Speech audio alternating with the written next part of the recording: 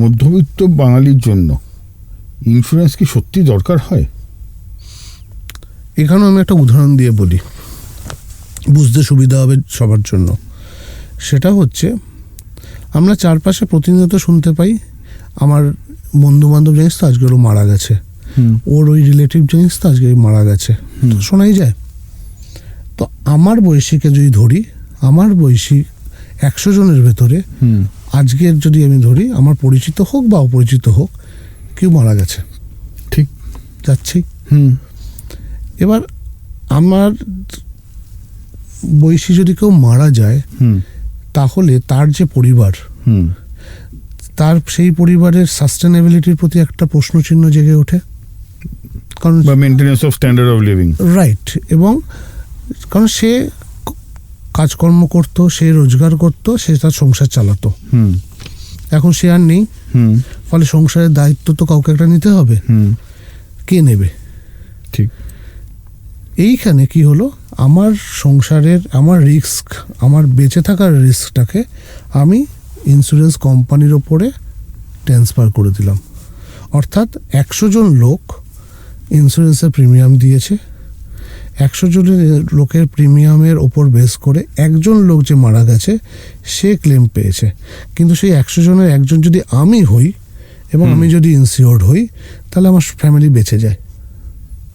তো ইন্স্যুরেন্স হচ্ছে এমন একটা ইনভেস্টমেন্ট বলুন, বা এমন একটা প্রসেস অফ ইনভেস্টমেন্ট যেটা আনসার্টেনটিকে কভার করে, যেটা আমরা যেটা দেখতে পাই না, যেটা আমাদের পরিকল্পনাতে নেই, সেটাকে কভার করে। সেইটা জীবন হতে পারে, সেটা গাড়ি বাড়ি হতে পারে, সেটা গয়নাগাটি হতে পারে, সেটা আমাদের স্বাস্থ্য হতে পারে। আচ্ছা, তো ইন্স্যুরেন্স আমার যেটা আনসার্টেনটি, আমার স্বাস্থ্যর ক্ষেত্রেও যদি আনসার্টেনটি হয়, তাহলে অটোমেটিক আমার স্বাস্থ্য ইন্স্যুরেন্স, মেডিকেল ইন্স্যুরেন্স করতে হবে। ঠিক। আমার স্বাস্থ্যটা খারাপ হয়ে গেলে আমার কর্মক্ষমতা চলে যেতে পারে, তার জন্য আমাকে হয়তো অন্য ইন্স্যুরেন্স করতে হতে পারে। আমার জীবন চলে গেলে আমার সব পরিবারকে দেখবে, সেইটা যদি আমার মাথায় থাকে, তাহলে অবভিয়াসলি সেইটার ইন্স্যুরেন্স করতে পারে। আমার গাড়ি নিয়ে আমি বেরোচ্ছি, হঠাৎ করে অন্য একটা গাড়ি এসে ধাক্কা মেরে দিল, আমার দামি গাড়িটা নষ্ট হয়ে যাবে, ইন্স্যুরেন্স না থাকলে খরচা করতে হবে, তো ইন্স্যুরেন্স করালে সেটা বেঁচে যেতে পারে। তো every insurance is to cover the uncertainties. তো আমার জীবনে আমাকে বুঝতে হবে যে আমার কোন কোন জিনিসগুলো হঠাৎ করে কিছু হয়ে গেলে আমার প্রবলেম আছে, ওকে, আমাকে সেটা ইন্স্যুরেন্স করা উচিত। সেটা আমার স্বাস্থ্য হতে পারে, আমার কথার কথা বলছি, আমার প্রচুর টাকা আছে, একটা গাড়ি গেলে আমার একটা গাড়ি, আমি গাড়ি ইন্স্যুরেন্স করাবো না।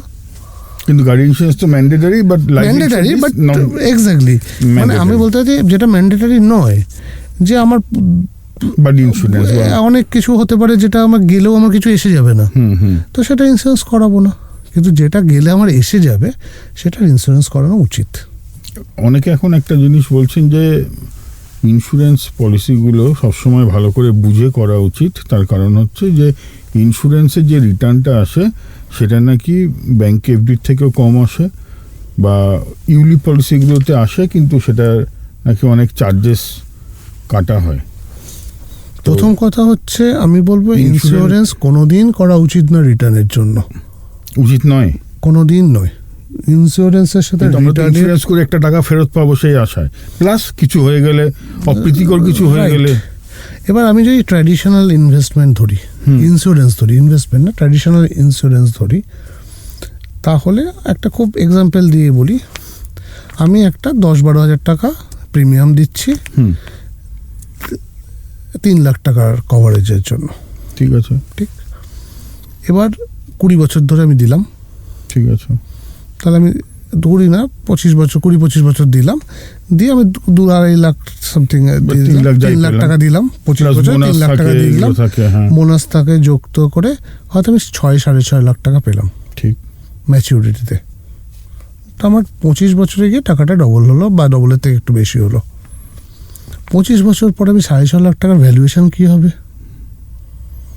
যে পাশে হারে জিনিসের দাম বাড়ে, যেটাকে আমরা টেকনিক্যাল কথা ইনফ্লেশন বলি, মুদ্রাস্ফীতি। ওকে, সাধারণ মানুষের কাছে বাজার আগুন লেগেছে, একদম। হ্যাঁ, না সত্যি তাই, এখন তো একদম। বুঝতে পারছি। বাজার আগুন লেগেছে। হুম। তো সেই আগুন লাগাতে আজকের দিনে থেকে 25 বছর পরে গিয়ে 6.5 লাখ টাকার দিয়ে আমি ওই আগুন নেভাতে পারবো না। পারবো না। আর এই মাঝখানে যদি আমার কিছু হয়ে যায়, ওই টাকা দিয়ে আমার পরিবার, আমার ছেলে মেয়ের 15 বছরের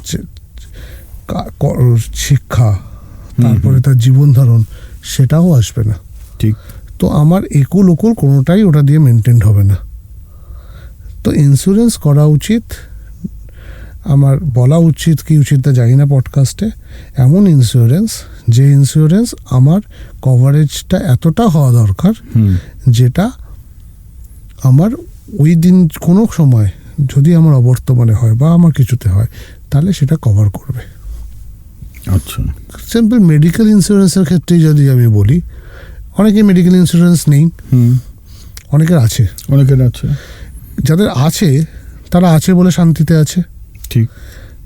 কিন্তু তাদের ভেতরে কারোর যে মুহূর্তে কিছু হচ্ছে, হসপিটাল ভর্তি হওয়ার পরে দেখছি এই বাবা আমার আছে তো এইটুকু আর খরচা তো এত, একদম। তো কমন প্রবলেম, এটা সাফিসিয়েন্ট নেই। হ্যাঁ।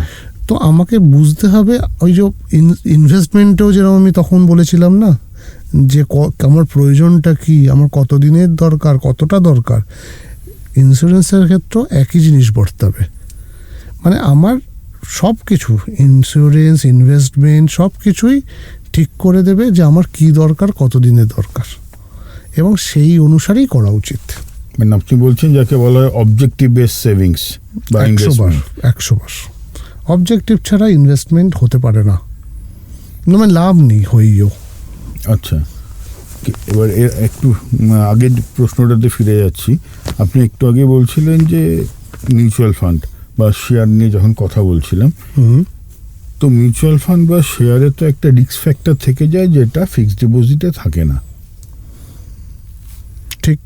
আবার এখন মানে যদিও এটা লোকের অজ্ঞতার কারণে অনেকেই বলে আমি সিপ করেছি কিন্তু আমি শেয়ার মার্কেটে টাকা লাগাবো না বা মিউচুয়াল ফান্ডে লাগাবো না, কারণ সিপটা তো আমরা সবাই জানি এটা মিউচুয়াল ফান্ডের হয় বা শেয়ারের হয়, নতুন শেয়ারগুলোতেও হচ্ছে, যেটা আগেকার দিনে রেকারিং ডিপোজিট বলতাম। 100 বার। তো সেম কনসেপ্ট। সেই ব্যাপারে একটুখানি আপনি বলেন। এবং এসআইপি হচ্ছে সেম প্রসেস। একটা ব্যাংকে করছি, ফিক্সড রিটার্ন আমার কাছে ফিক্সড, আর একটা মিউচুয়াল ফান্ডে করছি যেখানে রিটার্নটা আমার কাছে আননোন। এবার হচ্ছে শেয়ার বাজার, সেটা ডাইরেক্ট হোক বা মিউচুয়াল ফান্ডের থ্রুতে হোক, তার রিস্ক আছে। কারণ প্রত্যেকটা ইনভেস্টমেন্টের রিটার্ন আর রিস্ক প্রপোর্শনেট। পঞ্জি স্কিমেও রিটার্ন আর রিস্ক প্রপোর্শনেট। তো ওই রিটার্নের ওই রকমই রিস্ক, টাকা ডোবার রিস্ক। তো রিস্ক আর রিটার্ন সবসময় প্রপোর্শনেট। তো আমি বলবো না কাউকে যে আমার 100 টাকার জমানোর হলে 100 টাকায় আপনি শেয়ার বাজারে লাগিয়ে দিন, বলবো না। কেন বলবো না? কারণ আমার তো অনেক বেশি, যে একটু রিস্ক নিতে চাই নিঃসন্দেহে, কিন্তু ইট শুড বি প্ল্যান্ড। মানে একদম আবার একটু ওই যেমন 72 বলেছিলাম, আবার একটা প্ল্যানিংয়ে বলি, শেয়ার বাজারে ইনভেস্ট করা উচিত 100 মাইনাস এজ। একটু খুলে বলুন। মানে আমার যত বছর বয়স, 100 থেকে সেটাকে যদি বিয়োগ করি, যে পার্সেন্টেজটা দাঁড়ায় সেই পার্সেন্টেজ আমার শেয়ার বাজারে থাকা উচিত। আর বাকিটা fixed deposit, government securities, treasury bill বা ডেট মার্কেটে থাকা উচিত। তাতে কি হয়, রিস্ক কম বয়সে নেওয়াটা অনেক সহজ। আমরা ট্রেকিং করতে তো কম বয়সে যাই, বয়সে তো যাই না। ঠিক সেরকমই শেয়ার বাজারে যত বয়স কম থাকবে তত বেশি ইনভেস্ট করুন, যত বয়স বাড়তে থাকবে তত আস্তে আস্তে কমাতে শুরু করুন। অর্থাৎ কাউর ধরুন 25 বছর বয়স, তাহলে ইনভেস্টমেন্টের 75% শেয়ার বাজারে রাখুন। একদম 75% শেয়ার বাজারে রাখুন। আর কাউর 55 বছর বয়স, তাহলে 100 মাইনাস 55, 45% শেয়ার বাজারে রাখুন। আচ্ছা। কারণ বয়সকালে আমাদের রিস্ক টেকিং ক্যাপাবিলিটি কমতে থাকে। তো যত বয়স বাড়বে তত আমাদের রিস্ক কমানো উচিত এবং শেয়ার বাজার থেকে আস্তে আস্তে কমাতে যাওয়া উচিত। রিটায়ারমেন্ট আরামে টেনশন ছাড়া কাটানো যায়। বাজার ওঠা তোমার সাথে আমার কোনো সম্পর্ক নেই, কিন্তু এতদিন ধরে আমি যে রিস্ক নিয়েছি, সেই রিস্ক আমাকে এতটা কর্পাস দিয়ে দিয়েছে যে আমি রিটায়ারমেন্টে আর টেনশন না নিলেও চলবে।